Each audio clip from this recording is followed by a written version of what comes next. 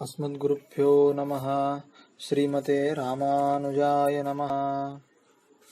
श्री श्री 1008 श्री स्वामी जी श्री सीतारामाचार्य जी महाराज के दिव्य प्रवचन श्री नित्य लीला ग्रंथ 15वां भाग 18 फरवरी 1945 शेष भाग से आगे का प्रवचन। आजकल सिनेमा चालू है, पर्दे के ऊपर अंधेरे में सब दिखाते हैं। बड़े बड़े दिमागदार फर्स्ट क्लास का टिकट लेकर वहां देखने जाते हैं। जो लोग लोभी है, धर्म और दया को नहीं मानते, ऐसे भी लोग सिनेमा है पैसा दे आते हैं और अपने को अच्छा समझते हैं। भगवान के मंदिर में दर्शन करने नहीं जाते हैं, परंतु सिनेमा देखने रोज ही जाते हैं। धर्म के नाम पर एक पैसा खर्च करना बुरा समझते हैं और सिनेमा देखने में रोज 5, 10, 50 रुपए तक खर्च करते हैं। मोटर में चढ़कर घर भर के सब स्त्री पुरुष बच्चे सहित जाते हैं। यह है मोहन शक्ति। सिनेमा देखते वहाँ चाय, मिठाई, बिस्कुट, सोडा, लेमन खाने के सारे दुर्गुण सीखते हैं। छुआछूत नहीं रहा। धर्म भ्रष्टता, व्यभिचार, चोरी, बदमाशी आदि सिनेमा सिखाता है। करोड़ों अरबों रुपया इसमें बर्बाद होता है। यह मोक्षों को कहा जा रहा है, ध्यान देवे। यह समग्र संस्कार प्रभु का एक बड़ा सिनेमा नाटक ही है, ऐसा भली प्रकार समझ लेवे। सज्जन मनुष्यों को खराब मार्ग से बचना चाहिए। समझ देख कर शिक्षा ग्रहण करते हैं तो अच्छा है, और जो 10, 15, 25 वर्ष से उपदेश हमारा श्रवण करके भी कुछ शिक्षा नहीं लिए, बीड़ी पीना तक नहीं छोड़ सके, उनसे हम क्या कहें। बस वही विनिग्रहम की करिष्यति। चूहों का स्वभाव कतरने का है। वह खाएगा नहीं, परंतु पुस्तक, मूल्यवान वस्त्र को कतर के बर्बाद कर देगा। अरे किवाड़ तक काटता है, चाहे पेट न भरे जमीन ही खोद डालता है। जब तक चूहा का शरीर मन न छुड़ा देवे, वह तो वैसा ही रहेगा। उसका स्वभाव नहीं छुड़ाया जा सकता। जिसका मन स्वभाव व्यभिचारी है, वह नहीं मानेगा। मैली, कुचैली, कुरूप, नीच चाहे जैसी भी स्त्री हो, उसको छुएगा तभी मानेगा। उसे उपदेश जरा भी लागू नहीं होता। स्वभाव देव के चरित्र को भगवान से श्रवण कर समझकर अर्जुन घबरा गया। उसका मुंह उतर गया, शोक करने लगा। तब परमात्मा श्री कृष्ण जी कृपा करके कहे, तू कर्म, ज्ञान, भक्ति आदि कठिन उपायों को सुनकर घबराया। इसी बात की जरूरत थी, क्योंकि तू धर्मवान, पंडित, ज्ञानी, समर्थ अपने को समझता था कि मैं साधन कर सकता हूँ, परंतु अब तुझे यथार्थ सच्ची बात समझ में आई है। पहले का समझा हुआ ज्ञान कुछ काम नहीं आया। अब तुम सब स्वतंत्र अवलंब उपायों को छोड़कर निरवलंब बन गया है। लावारिस माल सरकार का होता है। कर्म योग, ज्ञान योग, भक्त योग आदि के सब वारिस नहीं है। तब फिर एकमात्र भगवान ही वारिस बने। देवता भी वारिस बने थे, वे भी सब छूट गए। 14 लोक के नाशवान स्वरूप को समझ लिया। देवता स्वार्थी हैं, उनके पास दया नहीं है। तोते के बच्चे ने कुछ ज्ञान सुन लिया तो बड़े देवता शिवजी उसे मारने दौड़े। शिव ब्रह्मा अपने भक्तों को स्वयं ही मरवा डाले। अपने भक्तों के संग धोखा किए, दया नहीं। सबसे मन भंग हुआ, तब जीव ब्रह्म भगवान का हुआ। सब जगह से निराश हो जावे, तब शरणागति पर विश्वास करे। पहले ही शरणागति को भगवान कहते तो अर्जुन सुनता ही नहीं, कहता कि मुझे यूं ही असमर्थ समझ लिया क्या। भगवान तो कृपा क्षमा के सागर है। कृपा आदि गुणों से युक्त प्रभु का स्वभाव है। प्रभु भी अपना स्वभाव नहीं बदल सकते हैं। श्री लाल जी का मंगल हो। कृपालु परमात्मा की जय हो। भगवान का शरणागत आश्रित भगवान का इष्ट हो जाता है। भगवान अपने आश्रित को अपना इष्ट बनाते हैं। प्रभु कहे कि तेरा हित कहता हूँ, मन मना मम भक्तो, और अर्थ कहे मेरा ही भक्त मेरे में ही मन मेरा ही भजन, मेरे को ही नमस्कार कर, अर्थात सब कुछ मेरा ही कर, दूसरों का नहीं, इस प्रकार समझाते हुए बाद में शरणागति को कहे। सब अवलंब छोड़कर एक मेरी शरण हो जा। अमरकोश ग्रंथ में शरणागति का अर्थ घर और रक्षण दो अर्थ किए हैं। श्री लक्ष्मी तंत्र ग्रंथ में शरणागति का अर्थ उपाय का है। जहाँ जैसा जो प्रसंग हो वहाँ वैसा ही हो। उपाय के प्रसंग में उपाय, घर के प्रसंग में घर, रक्षण के प्रसंग में रक्षण, इस प्रकार अर्थ लागू किया जाता है। कोई बोला वह मनुष्य द्राविड़ छोड़ कर सैंधव जा रहा है, तो वहाँ पर सैंधव का अर्थ उस देश में जा रहा है ऐसा होगा।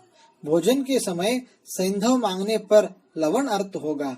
वस्त्र पहनकर तैयार हो संधैव मांगने पर घोड़ा अर्थ होगा। भगवान कहे हमारी शरण हो, अर्थात हमको उपाय मान लो, ऐसा अर्थ हुआ। माम एकम शरणम व्रज, परम धाम जानने के लिए एक भगवान ही उपाय है। ब्रज नाम स्वीकार अर्थ हुआ, हमको ग्रहण करे। व्याकरण की बहुत बारीकी भी है, उपसर्ग लगाने से अर्थ बदल भी जाते हैं। हार का अर्थ मारना त्यागना भी होता है। गद्यर्थ धातु उपायार्थ होती है। सौगंध पूर्वक उल्टी समान कर्म ज्ञान भक्ति आदि छोड़कर प्रभु कृपा प्रभु चरणारविंदों को पकड़ो। श्री लाल जी का मंगल हो। श्री लाल जी के भरोसे पर पड़ा रहे, इसी का नाम शरणागति है। अब रहा समय काटना, तो शरणागत के लिए तो नियम आज्ञा भगवान की है। उसी के अंदर रहकर प्रभु का विरोधी स्वरूप रहित प्रेम भक्ति सेवा कार्य ज्ञान उपाय भाव का त्याग करते रहना चाहिए। जीवन अपने सभी पापों को नहीं जानता है। जीव अपने सभी पापों को नहीं जानता है, न जान पावेगा। एकमात्र प्रभु ही सब जानते हैं। कृपा कर प्रभु ने कहा कि तेरे सब पापों को छुड़ा दूंगा। असंख्य पापों में से 10-5 पाप को ही जीव जान पाता है। तुझे मेरे पापों का पार नहीं है। यदि सारद्वेश सब मिलकर गणना करे तो नहीं पार पा सकेंगे। कहाँ तक विचार करे। शरणागत को तो भगवान सोच मत करो ऐसी आज्ञा कर दिए हैं, परंतु स्वावलंबी जन हैं, उन्हें तो खुद सोच करना ही पड़ेगा। बस यही फर्क कर्मवाद और कृपावाद में है। कर्मवादी को स्वयं उपाय करना है, फिक्र करना है, और कृपावादी शरणागत को तैयार उपाय के स्थान में परमात्मा ही प्राप्त है।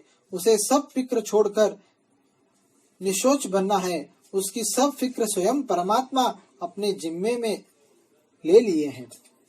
इस शरणागति को सब जीव प्राणी मात्र कर सकते हैं। वृद्ध बालक युवा स्त्री ब्राह्मण से लेकर चांडाल चाहे जो हो, पशु पक्षी सब जीव शरणागति भगवान की करने के अधिकारी है। रोगी अंधा बहिरा बिना स्नान किया काना लंगड़ा अंग भंग चाहे जैसी हालत में हो, जहाँ पर भी हो, वहीं उसी समय रात्रि में अथवा दिवस में प्रभु की शरणागति मन से आचार के द्वारा ही कर सकते हैं। कोई भी कठिन नियम कर्म कांड का बंधन शरणागति में नहीं है।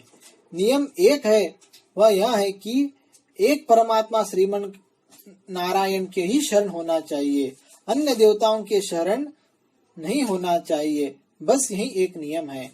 उसका स्पष्ट कारण यह है कि परमात्मा श्री नारायण सर्व समर्थ है। वे सब जीवों की रक्षा करने में और मुक्ति देने में स्वतंत्र समर्थ है। उन परमात्मा के शरण होने से ही जीवों का उद्धार होगा। जीव यदि अन्य किसी भी शिव ब्रह्मादि देवों की शरणागति करता है तो उसकी रक्षा नहीं हो सकती। सभी देवता स्वयं परतंत्र है, अपना ही उद्धार नहीं कर सकते। उनको अनेकों दुखों से खुद दुख पाते रहते हैं। नासमझ असुर राक्षस मनुष्यों ने शास्त्र वचनों का उल्टा अर्थ समझ देवताओं का भजन किया, घोर तप किया और देवताओं से वरदान भी पाया, परंतु उसका परिणाम बुरा ही हुआ। वे रावण, हिरण्यकशिपु आदि धोखा खाए, पछताए। यह सब कथाएं प्रसिद्ध है, अनेक बार कही जा चुकी है। इसलिए एक नियम है, श्री परमात्मा परब्रह्म की शरणागति करनी चाहिए। शरणागति के स्वामी परमात्मा है।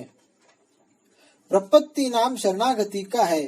शास्त्र परमात्मा नारायण को ही प्रपत्तिश्वर नाम से कहता है। शिव ब्रह्मादि सब देवों को संकट आता है, तब ये परमात्मा के शरणागत होते हैं और अपना भय आप नहीं छुड़ा सकते, तो दूसरे जीवों को कैसे मुक्त बनावेंगे। परमात्मा की शरणागति परम सुगम और सिद्धोपाय है। इसी को चरमोपाय नाम से भी कहते हैं। शरणागत के मन में कभी संग दोष से आवे कि हमने कुछ साधन नहीं किए, तो बस पछतावा करता हुआ अपने गाल पर चांटा मारकर कान पकड़कर घबराए और पछतावा करे कि मेरे से भूल हो गई, अपराध बन पड़ा, प्रभु क्षमा कर देवे। इस प्रकार मन में पछतावा हुआ, प्रभु को साष्टांग कर लेवे कि अब ऐसा विचार मन में कभी न आने दूंगा। प्रभु के अभय प्रद वचन पर सदा विश्वास करके रहना। शरणागति उपाय का स्वरूप ऐसा है कि वह अन्य उपाय को ग्रहण करना नहीं सहन करता है। एकमात्र शरणागति स्वयं ही समर्थ है। दूसरे उपाय का जरा भी अवलंब लेने से शरणागति अलग हो जाती है, टूट जाती है। इसलिए शरणागत को सावधान रहकर स्वप्न में भी उपायांतर में प्रवृत्त नहीं होना चाहिए। प्रभु का वचन है कि तू सोच मत कर। प्रभु का वचन है कि तू सोच मत कर, इसलिए निसोच होकर रहना चाहिए। प्रभु वचन पर विश्वास कर जीवन बिताना चाहिए। इस प्रकार शरणागति पर रहने वाले का पाप पुण्य से छुटकारा करके किस प्रकार शरीरांत पर भगवान परम पद धाम देते हैं, वह प्रसंग भी आगे कहा जाएगा। श्री लाल जी का मंगल हो, श्री स्वामी जी का मंगल हो। जय श्रीमन नारायण। शेष भाग आगे के प्रवचन।